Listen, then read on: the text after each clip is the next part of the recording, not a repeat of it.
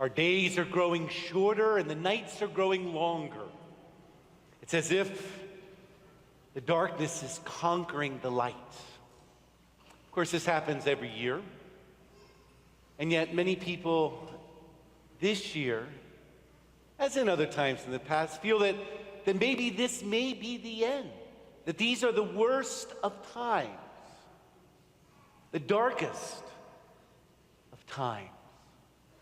As a matter of fact, on campuses across our country, there are courses being offered on the apocalypse. It was in this Saturday's newspaper, if you caught the article, more signs of the end time. And of course, this all culminates on December 21st, which according to the article here, it's a Mayan calendar that doomsday believers have latched onto as proof that time will end. And one professor of one of these courses mentioned how exciting this has been for his students as we see all these great signs of our times, disturbances in the environment. And he points to Hurricane Sandy, the fiscal cliff that we face, conflict involving Israel. All these signs of the time. It also says in here that the course on the apocalypse being offered at Penn State University is requiring that the students have all their work complete by December 21st. So I guess you at least get to take the 3 credits with you when you go.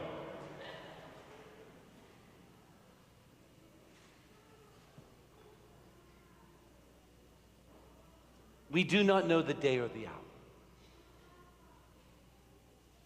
But stand erect.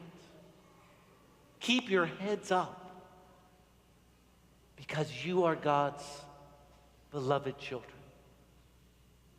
No doubt, we live in difficult times, times of persecution, times of great struggle,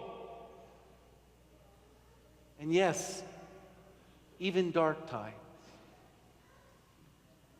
But we should not be afraid. We should not despair. Be vigilant, yes. Be a people of prayer, yes. Seek to live holy lives, yes. But be fearful, no. In these difficult days, we know that we are loved. This is what God has revealed to us.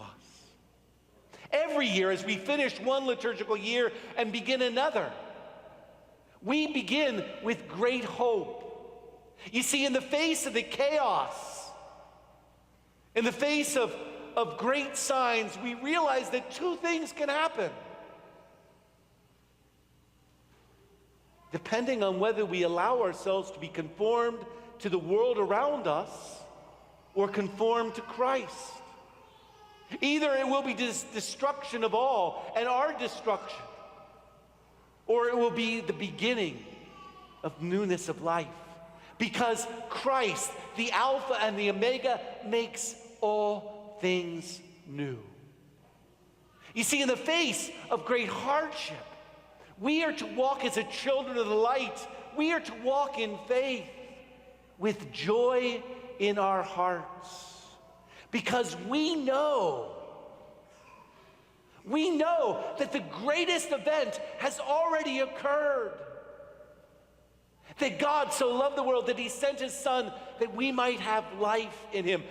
That God loves us so much that he would die for us, that we might live forever. This is the source of our Christian joy. And so at the beginning of another Advent, yes, we anticipate and we prepare for his coming in glory. But we do so with joy in our hearts as we prepare to celebrate the fact that he has come. And he will come again in glory. It is a season for us to embrace the struggles, and to face head on the temptations, big and small alike. For in facing the small temptations, we prepare ourselves spiritually to combat the larger temptations. This is part of our journey in growing in faith, that we allow ourselves to be conformed to Christ by rejecting that which is contrary to Christ. We do so in little ways. I'll give you an example. I'm driving my car down the road. I see those golden arches on the horizon. Now this is going to date me, but I begin to sing to myself, "You deserve a break today, so get up and get away to McDonald's."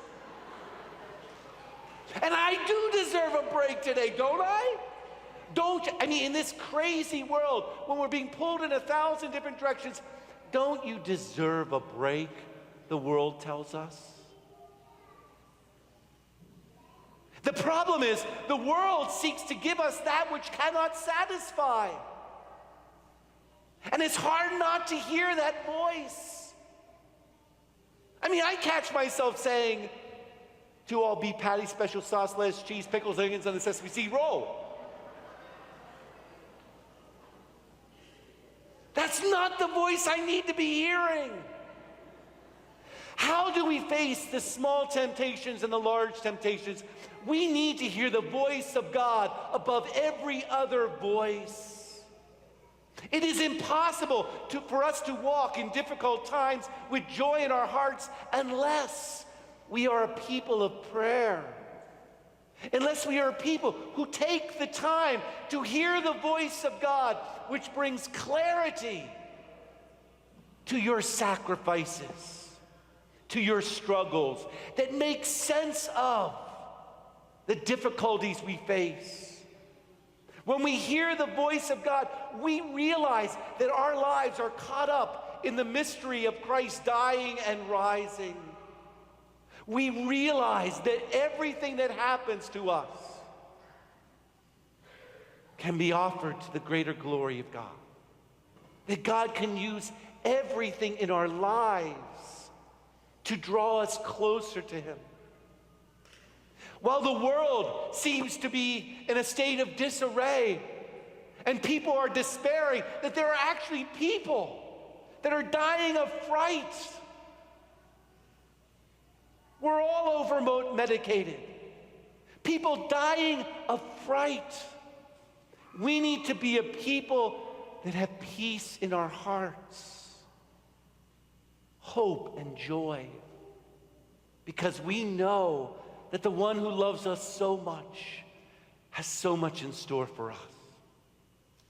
This is the source of our Advent joy and our Christmas joy.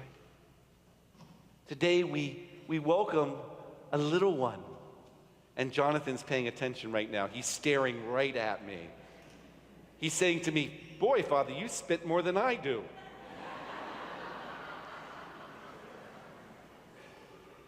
Today is a day of great joy. We can bring children into this world because ultimately we know that we are bringing them into the glory of God's kingdom in heaven. That this is not all there is. And so with joy, let us enter this season of great hope, knowing that the struggles lie ahead of us, knowing that people will hate us at times, knowing that the persecution is there, and yet knowing above all these things that we are loved, that we are precious, that we are heirs to the kingdom. And so let us live as children of God. Let us be conformed at this Mass and at every Mass, at every moment of prayer, in the face of every struggle. Let us be conformed to Christ.